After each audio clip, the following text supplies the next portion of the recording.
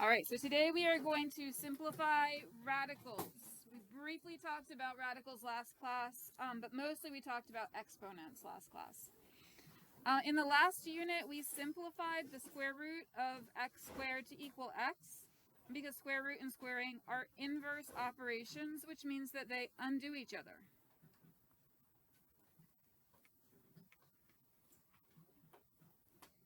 All right, the cube root of 125 equals 5 because 125 is 5 to the third,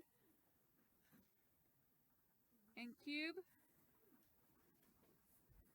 and cube root are inverses.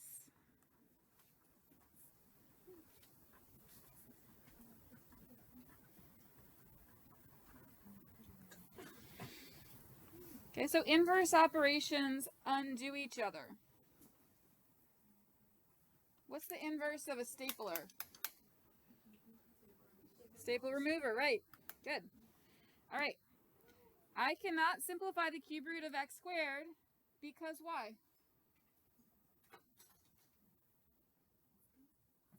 Okay, because squaring and cube root are not inverses.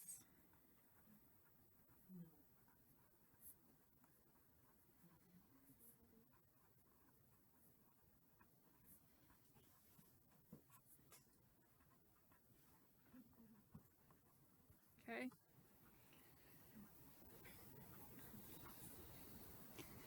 But I can simplify the cube root of x cubed, or the fourth root of what? Fourth root of x to the, you guys know, x to the 4, yeah? Or the fifth root of x to the 5th, etc., right?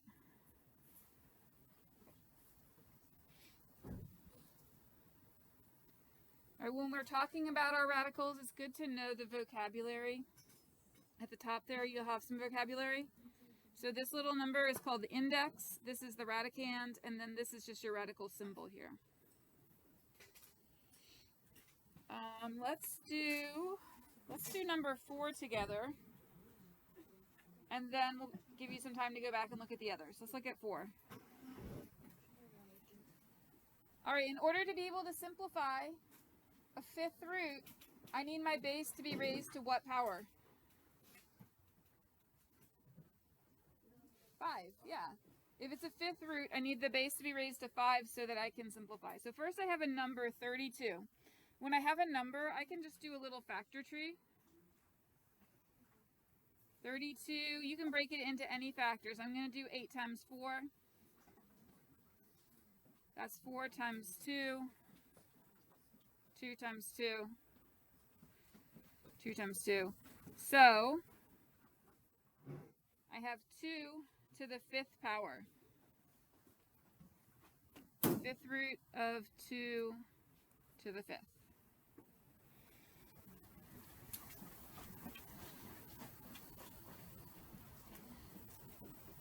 For the f to the 11, what I really want is f to the 5. So I'm going to break it into pieces. F to the 11 can be written as f to the 5 times f to the 5 times, how many more f's do I need? One more, right? That's 5, 10, 11. That's f to the 11.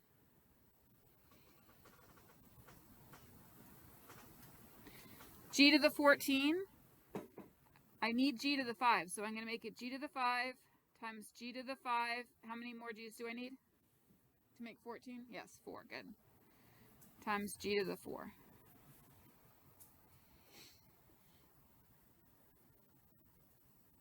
All right, so I broke it up like that because anytime it's fifth root of something to the 5th, they can undo each other and come out of the radical. So I'm going to take out this one, this one, this one, this one, and this one. Okay, the fifth root of 2 to the 5th is just 2. The exponent and the index, they cancel each other out. Same for these f's. So I have 2 times f times f times g, fifth root.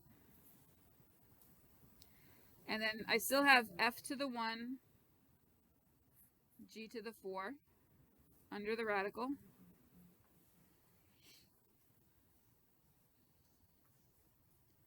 And now I can't leave that f times f. F times f should be written as f to the what? Second, good. Or squared, also good. So I have 2f squared, g squared, and then I have fifth root, f to the 1, g to the 4. And that's my final answer. And I get that that's a little bit complicated, but we took out everything we could from the radical. So try number 1. Number 1 doesn't have any variables on it. You're just going to make a factor tree and see if any of your factors are to the third power. Okay?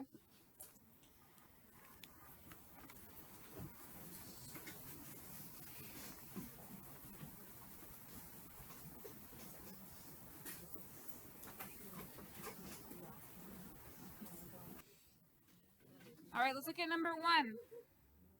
I saw a number of factor trees. There's more than one way to do that. 54. So some of you did 27 times 2. Some of you did 6 times 9. They're both good. Whoa, sorry about that. Okay. And then 9 times 3. And then 3 times 3. So we end up with 3 times 3 times 3 times 2. All right, I'm going to bring the 7 down. Cube root 3 to the 3 times 2. All right, where did I lose you? You're good? I didn't do the times. Yeah. A lot of people wanted to skip the times 2. Okay, so then we are going to take the cube root of 3 to the 3 out. That just makes 3, so I have 3 times 7. Cube root of 2. And then in the end, 21 cube root 2.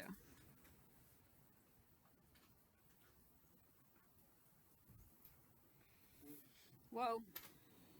It's like it's doing more fuzzy than it used to. I don't know why.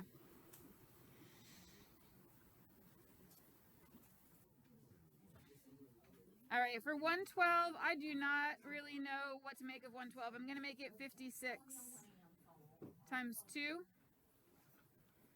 And 56, I'm going to make that 7 times 8.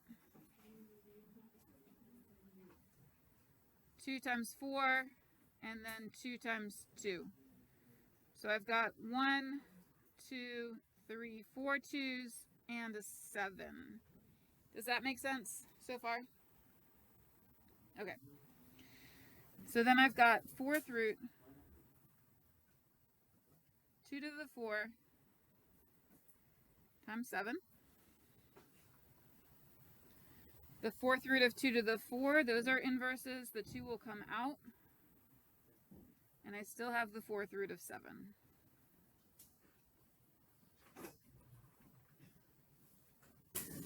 Okay, let's see how you did. 250, most of you made that 125 times 2. And then sometimes you might need a calculator. If you divided that by 5, you found that that was 5 times 25. And then 25 is 5 times 5. How do you know that you're done with your factor tree? Yeah, if you can't simplify anymore. These are called prime factors. Prime factors cannot be broken up anymore. Okay, so I had 5 to the 3 times 2. Cube root. 5 to the 3 times 2. A to the 5th, I needed it to be a 3 power so that I could take it out. So I made it a to the 3 times a to the 2. And for b to the 9th, I could make b to the 3 how many times? 3 times, right. So b to the 3 times b to the 3 times b to the 3. Anything that's to the third power can come out. So I took out the 5. I'm going to circle the ones I took out. I took out the 5, the a to the 3, and all of these. So 5a, b, cube root 2a squared. Now, some of you guys never wrote b, and that's okay. All right, when mathematicians do this in the end, they're not writing b, but I write it to help you see the step. As long as you can end up with your final answer, 5a, we have b to the 3rd here, cube root 2a squared. Multiply the denominator by something as long as I multiply the numerator by the same thing. Because when I do that, I'm actually multiplying by 1, and multiplying by 1 does not change anything. So I am allowed to multiply my fraction by root 5 over root 5 because I am essentially multiplying by 1. Root 5 over root 5 makes 1, and that does not change anything. So here's what happens when I do that. I get 10 root 5 over the square root of 5 squared. Or you could say the square root of 25. The square root and the square, they cancel out, so that gives me just 5 in my denominator. So I have 10 root 5 over 5. Now I solved the problem of a radical in my denominator. I'm just not allowed to have a radical in my denominator. It's difficult for people to estimate what a fraction might equal when there's a radical in the denominator. So that's just something to keep in mind. You're never allowed that. However, now I have a new problem. What's my new problem? Am I done? I'm not done because I need to do what? Yes, Kai. Yeah. So I need to simplify. So 10 divided by 5 gives me 2. So I have 2 root 5.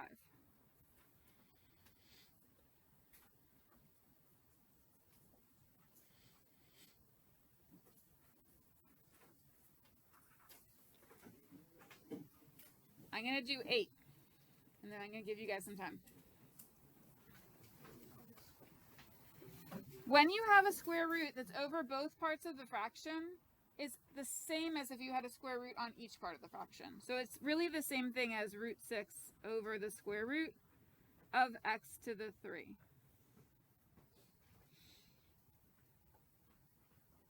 Now, in the previous section, we learned that you can simplify the square root of x to the 3. And some people might want to do that first, and that's okay. If some people like to do that, and that's okay with me. For me, I like to rationalize first and then simplify. If you want to try it the other way and see if you end up with the same, you can go for it. So I'm going to rationalize first. I'm going to multiply times the square root of x to the 3. Square root of x to the 3.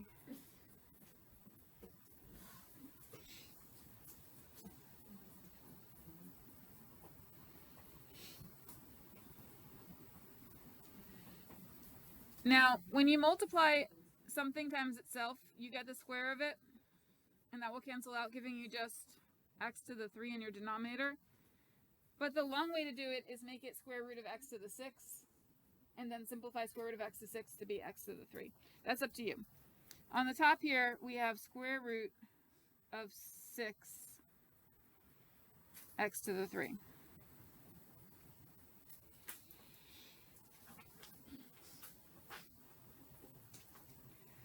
Does square root of 6 simplify? What are the factors of 6? 3 times 2, right? 3 times 2, do either of those simplify further? No. So because those aren't squares, the square root of 6 does not simplify. But the square root of x to the 3 does, right? So I need to break that up. So I can have square root of 6x squared times x to the 1 over x to the 3. And then which of these will come out? The first, the second, or the third? Square root is inverse of which of these? The second one, the squared one. Good. This is the one that's going to come out. So I'll have x, 6 root of 6x to the 1 over x to the 3.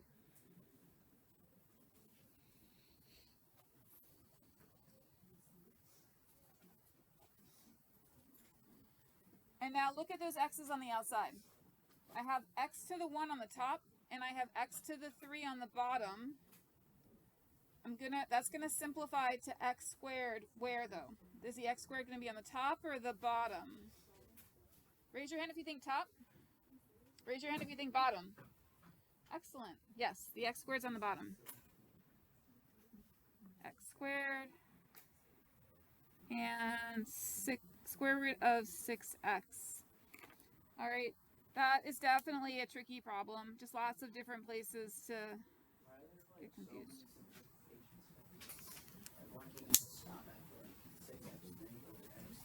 Like right here? Because there's something that can come out of the radical. You want to stop halfway. You want to bake half a cake. All right, do 6 and 7.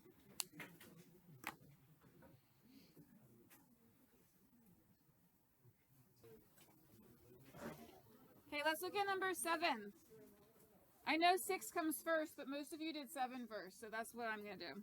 So for 7, some of you just worked right from this fraction, and some of you said, okay, this is the same as root 3 over root 10.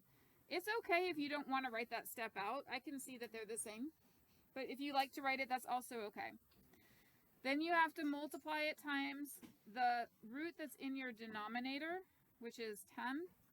And that's going to go for both the numerator and denominator. We're allowed to multiply by that fraction because that equals 1.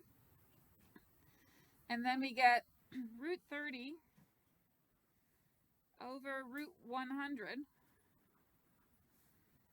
And root 100 will simplify to what? Yes, ma'am. So, when you do the root 10 times root 10, do you still keep the radicals? Or do you get rid of it? So there's two ways to think about it.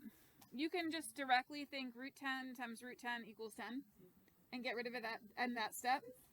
Or you can multiply what's under the radical and then you keep it for that step and then it still becomes 10. So you did it for 5 and 8. Yeah. X and 3, and you multiplied those, and then you said you got rid of the radical, you said X. Yeah. So for some people, it makes sense to get rid of it right away, and other people like to see it multiplied first and then get rid of it. The key is, though, that the final denominator should just be 10, not root 10. Those are different numbers. Other questions on 7? Yeah. Root 30 over 10.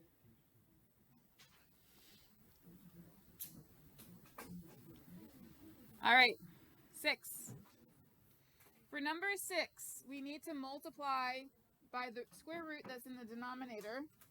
You can just leave that 4 there. You don't have to do much with that 4 yet. So I'm going to do root 7x over root 7x.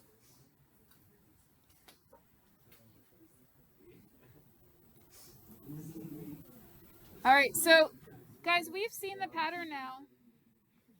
We have seen the step happen several times now. When we multiply these radicals together, it's going to simplify to what's under the radical with no radical on it, right? Like root 10 times root 10 became 10.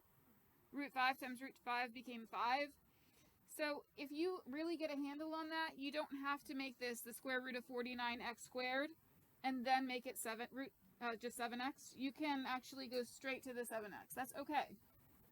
Because here I know my denominator The square root of 7x times the square root of 7x is going to give me just 7x in the end. Yes, you can do an in-between step, but you don't have to. The 4 is still here too. In the numerator, I have 3 times the square root of 7x. What questions do you have on that? All right, so then I just need to, yes. Where did I get the 4 and the 3? So those are just in the problem. Right here, see? It's okay. Yes, go ahead.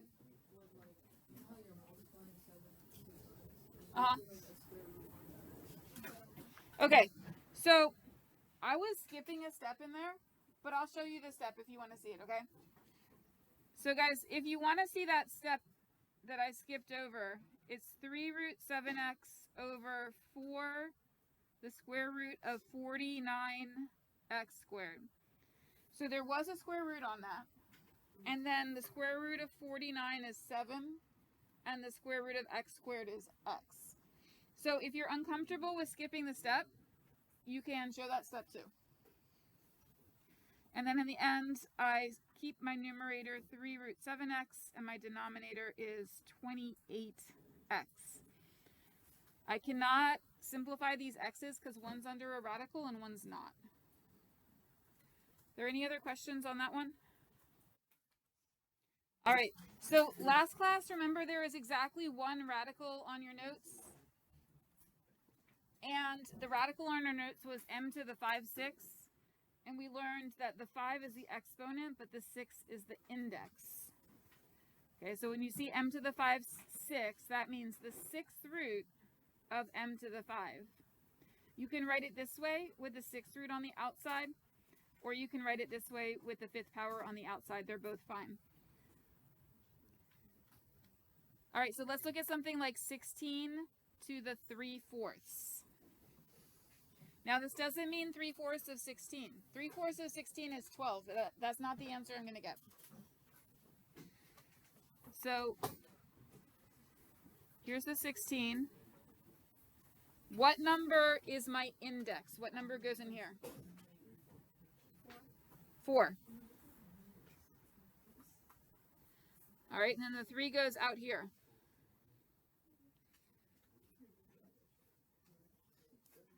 All right, there are 2 ways I know of to find the 4th root of 16 besides the calculator.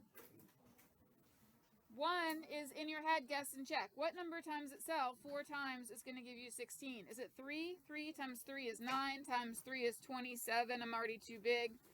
Is it 2? 2 times 2 is 4, times 2 is 8, times 2 is 16. So it worked, okay? The other way you could do it is you could do a factor tree. So you could do, okay, 16 is 4 times 4, which is 2 times 2 times 2 times 2, right? So lots of different ways that you could figure out that the 4th root of 16 is 2.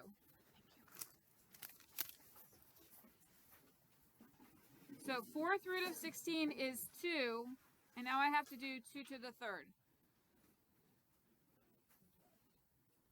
2 to the 3rd is 2 times 2 times 2. That's not 6, it's what? 8.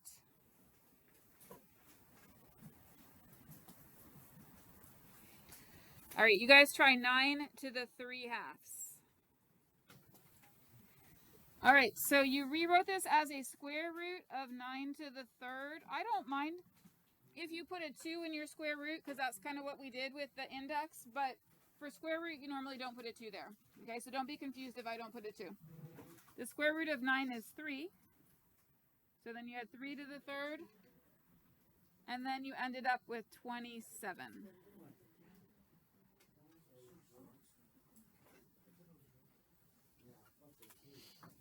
So we don't have to do the other stuff, right? What's up?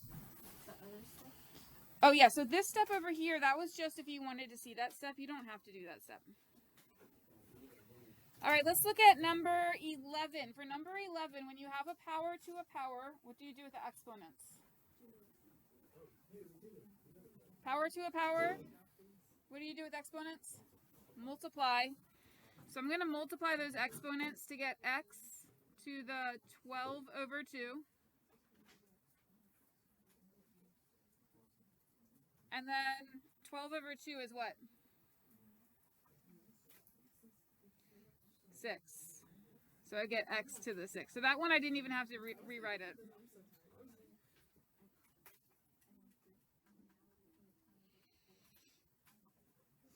All right. This one, I think I'm going to approach it a little bit differently. You could multiply these. It would work. Maybe I'll do that. Yeah, I'll do that. Okay. So I'm going to multiply these like that. I get 8 to the 2/3 x to the 6/3.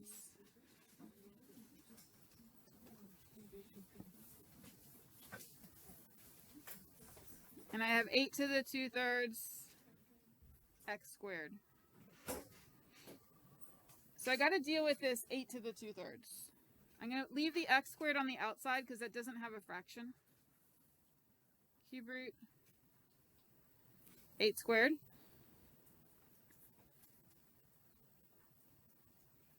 What is 8 squared? 64. And what's the cube root of 64? Take a minute and think about it. It's not just going to pop in your head. What number times itself gives you 64? So if you think you have it, raise your hand. Remember, it has to have 3 of them. Okay, so some number times itself again will give you 64. And raise your hand if you think you have it. I think 2 people have it, 3 people have it, 4 people have it. Sally, what are you thinking? Sally thinks 4. Does anybody want to agree with 4? Robert agrees with 4? Yes. Juan agrees with 4? That's right. All right. So the cube root of 64 is 4. So your final answer is 4x squared.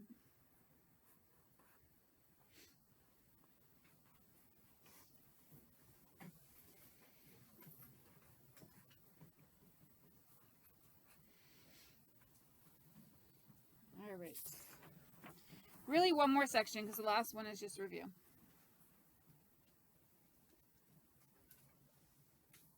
So in this section, we are simplifying radical expressions. You can multiply radicals that have the same index. Okay, so like this one and this one, I can just multiply them. This one and this one, not so much. So let's do the first one. For the first one, it has the same index, so I can multiply the insides. If I have x squared times x to the 1, what do you do with those exponents? X squared times x to the 1 gives you x cubed. Thank you. Okay, so these have the same index.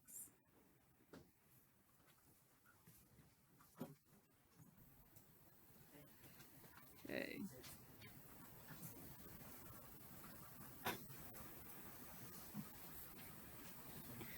All right, these have different indices, so I cannot just combine them like that. But there's another way I can combine them, and that is to rewrite them with rational exponents. So this here is the square root of x to the 1, so I can write that as x to the 1/2 times x to what exponent?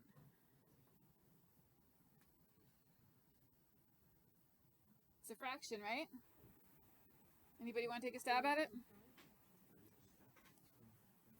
3/5. Good.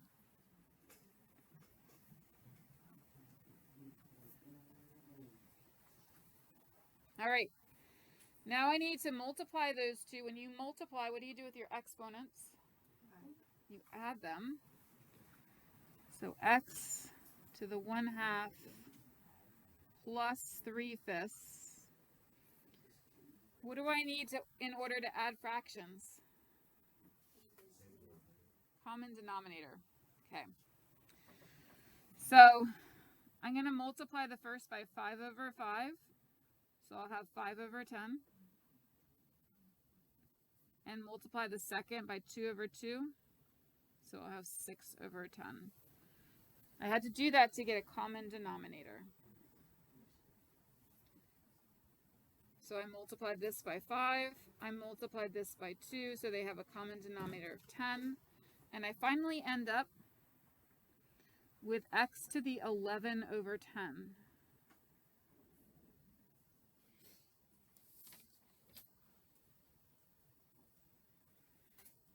Now, I want my answer to go back to radical form like this.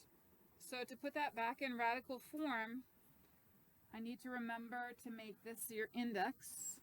So I just don't want to run out of room. I'll go here.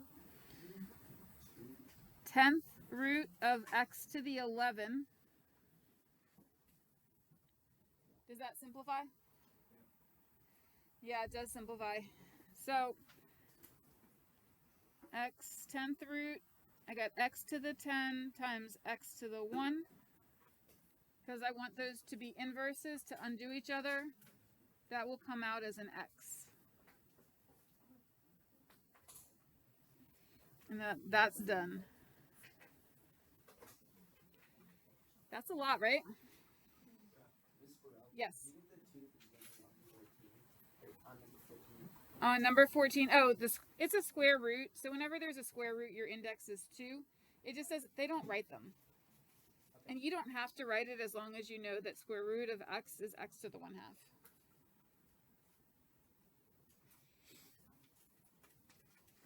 We have the same index, so we can do it like we did number 13. We can just multiply the insides. Cube root x to the 8. Does cube root x to the 8 simplify?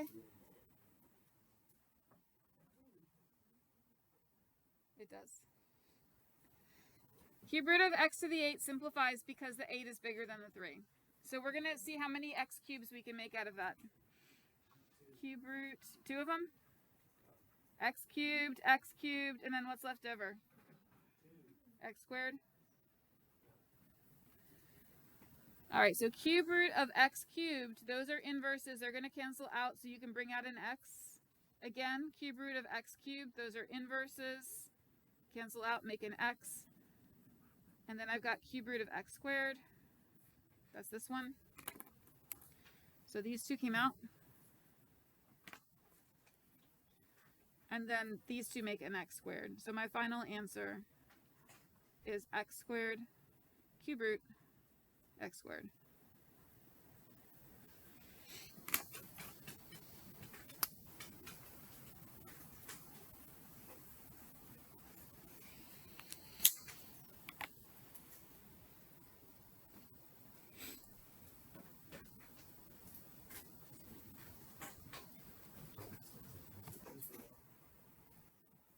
All right. When we divide, what do we do with exponents? You subtract them. Do we have the same index? They're both what kind of root, guys? They're both square roots. So even though we don't see the index in there, they're the same because they're both square roots. So that means I can subtract my exponents. So that's a 1, right? 3 minus 1 gives me the square root of x to the 2. Thank you. What is the square root of x to the 2? Just x, right? Because square root and square cancel out.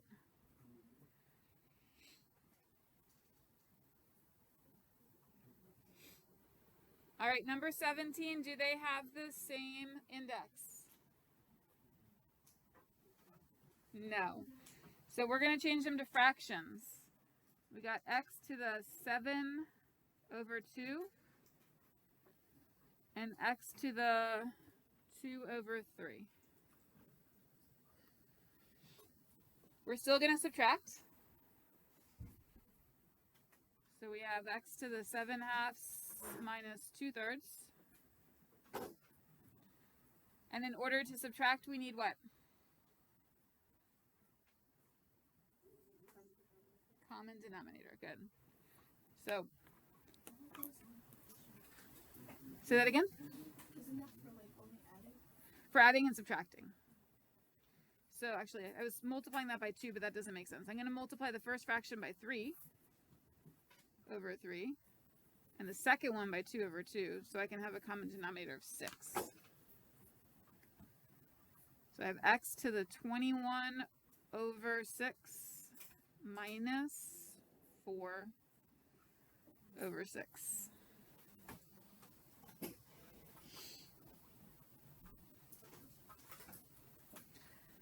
You get x to the 17 over 6, and then I have to put it back in its radical form.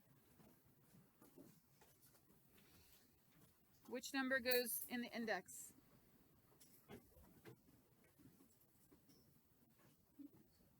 6, right.